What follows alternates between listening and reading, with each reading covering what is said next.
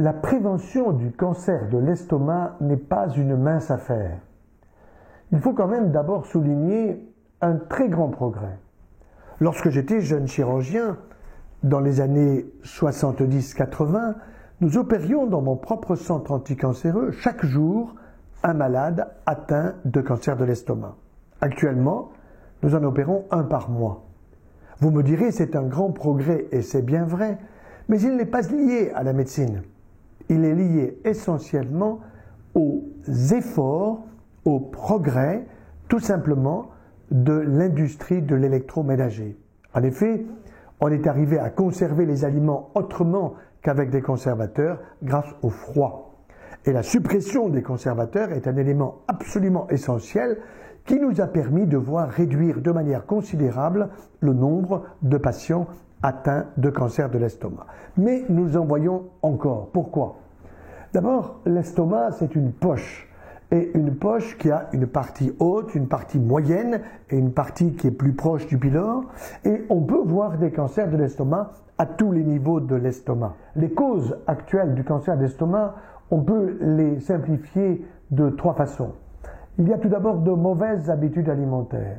Il y a ensuite le stress et il y a en troisième position ce qu'on appelle l'Helicobacter pylori. Alors qu'est-ce que l'Helicobacter pylori? Eh bien c'est une bactérie comme son nom l'indique.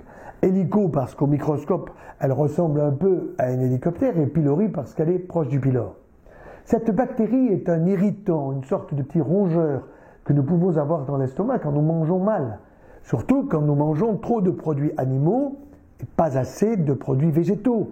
C'est-à-dire des produits animaux qui vont forcer l'estomac à avoir une acidité plus importante pour digérer et qui font que, eh bien, cet hélicobactère peut intervenir pour malheureusement être à l'origine de stress, d'ulcération, d'inflammation et par là de transformation, soit sous la forme d'un lymphome de l'estomac qui est une forme de cancer du système immunitaire de l'estomac, soit tout simplement de cancer de l'estomac.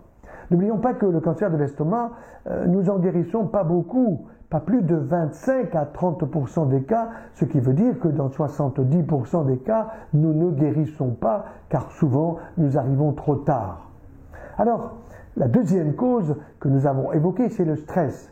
Nous vivons dans une société qui est beaucoup trop stressée, où il n'y a pas suffisamment de points paisibles dans la société, à la fois pour réfléchir, de points de méditation, de spiritualité, qui peuvent être utiles pour éviter justement ces sécrétions gastriques importantes qui sont irritantes pour l'estomac. Et puis enfin, il y a les mauvaises habitudes alimentaires. Nous les avons un peu évoquées avec l'Helicobacter pylori, mais résumons-les.